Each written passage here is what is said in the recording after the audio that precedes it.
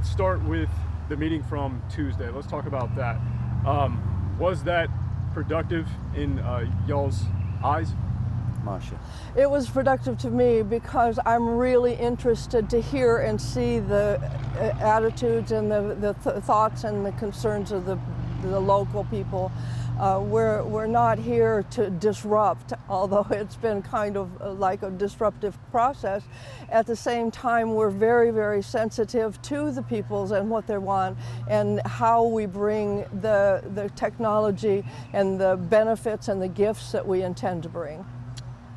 At this point in time, do you all feel welcome in this community? I'll speak a little to that. I can tell you this. I have met so many folks locally. I've been stopped in the stores. I've been stopped on the streets in town. And every one of them have come up and said, welcome. Every single one of them has come up and said, welcome. Others have come up and said, we've watched you, we know what you guys are on about, we welcome you open-hearted, and we'd like to volunteer and help you.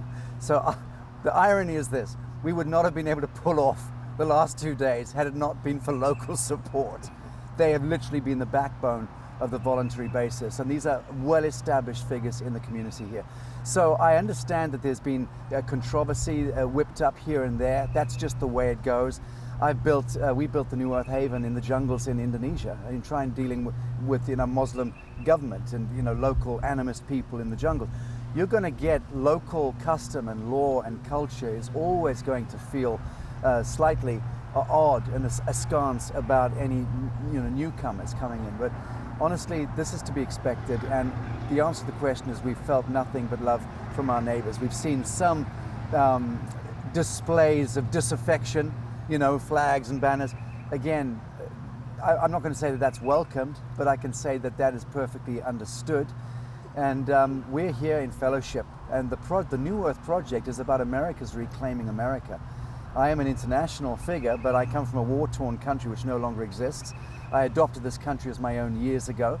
I've been much beloved by the hardline patriot community, which is why we've got Sheriff Richard Mack seated in the hall behind you. He flew in today for this.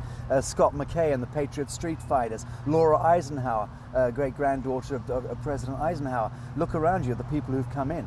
These are people who are very connected to the thrum, to the pulse of America, and I am welcomed by them. Some of the local community don't understand that because they've been whipped into a bit of a frenzy, and I understand how that goes, but here we are. We feel very, very welcomed.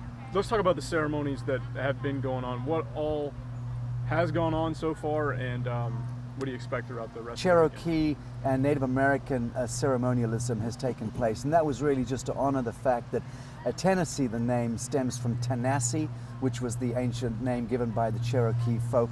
And the bottom line is that this event that we're doing it's a planetary event that we are orchestrating, and it's a live stream broadcast happening today.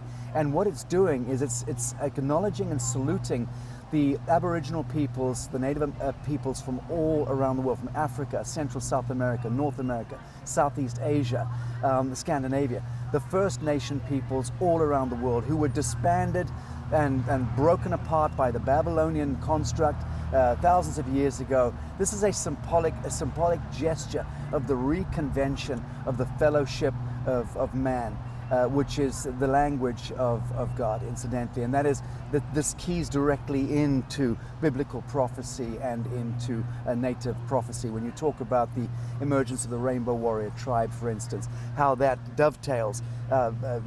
Ethan is the project director of the New Earth Tennessee Project. He can speak at great length, being a Bible scholar himself.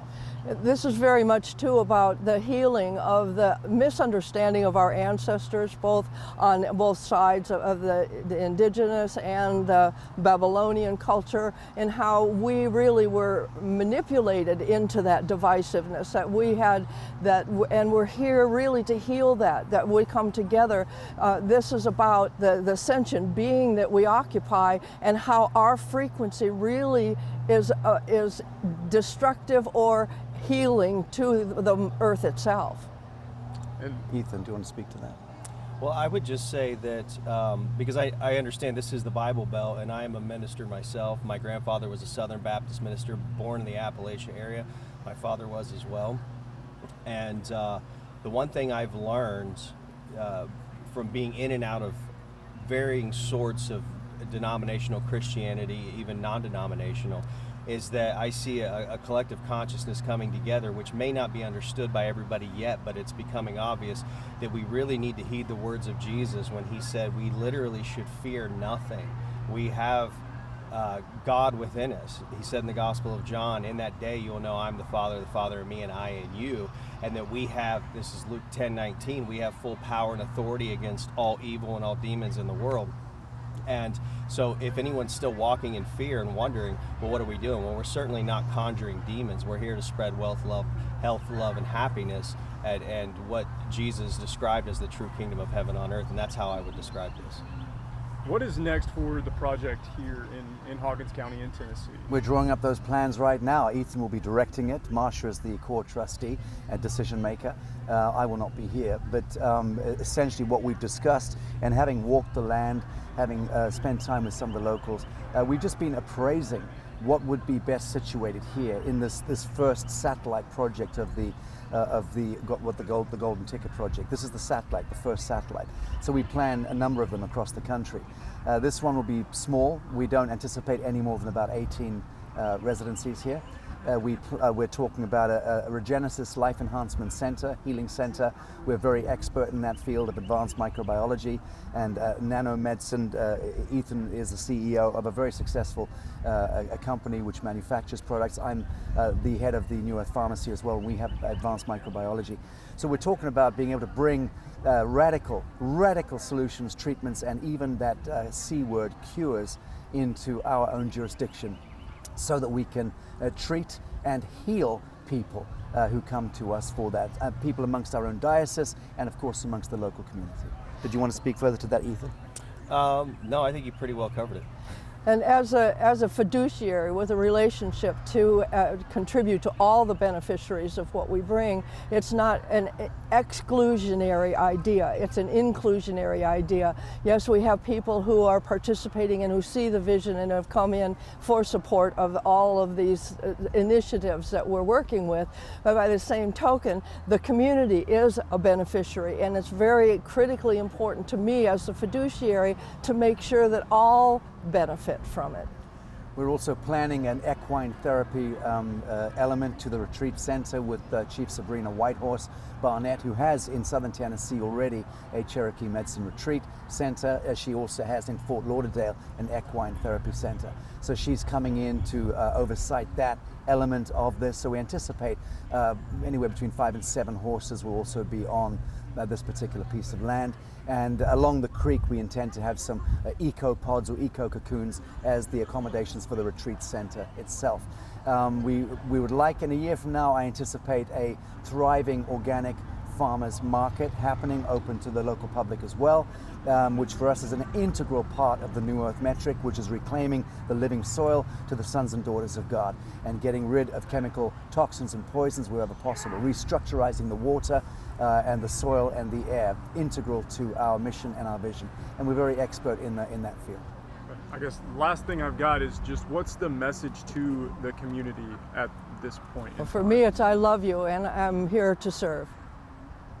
Mine is simple, which is thank you for the incredible support, because without you we would not have made the last few days possible, and the fact that so many of you have come up and welcomed us and even apologized for the aberrant behavior of some other folks in the community who've been quite unwelcoming to us. Many of you have come and apologized heartfelt. There's no necessity for that. As Marsha says, we come in peace. Everything we do is an act of peace. Do we have guns? Of course we've got guns. Can we deal with ourselves? Of course we can. But the times have changed, and that's not the world that any of us envision any longer. We envision a very different kind of world where we wear the armor of God because we're standing in truth and we're conducting right action. And that is the premise and the cornerstone of the highest currency in this universe, which is the fellowship of man. Many years ago, I made a commitment to a world that works for everyone with nobody and nothing left out. And I see that that commitment, even though at many times I forgot about it, has really driven my life. Nobody left out to the love of God. Yeah, if you don't mind, I would like to add one more thing to that too. I know there's a lot of conspiracy theories floating around, and a lot of question marks, probably, especially around Sasha. But you know, there are a lot of varying beliefs within this group, and we're very open and accepting. And for those who, you may not like me or what I have to say, you may not like Marsha or what she has to say, or you may not like Sasha or what he has to say, but understand that it's not all about one person. Our collective goal is health, wealth, love, and happiness for everyone, spreading the kingdom of heaven on earth, spreading peace, love, joy, happiness, compassion, reversing the spell casting that's been done through indoctrination centers called education centers of public education, and the wild things that have been spread through. I mean, we've got kids thinking they're cats now going to the bathroom in litter boxes in public schools now. We're here to reverse that kind of insanity, and we're not going to agree on every point along the way. You know, tell me you don't like my sunglasses, tell me you don't like my t-shirt, but don't tell me you don't like health, wealth, love, and happiness, because I'm walking the Christed path. I'm teaching love, I'm teaching compassion, I'm healing and spreading wealth and positivity everywhere I go. And I know these two here are, and everybody in this group is collectively, that's what this is all about. And if you have any questions, you can always contact us directly. I would highly encourage people not to walk in fear, just as the scripture says. Be anxious for nothing, be fearful for nothing. There's no reason for it.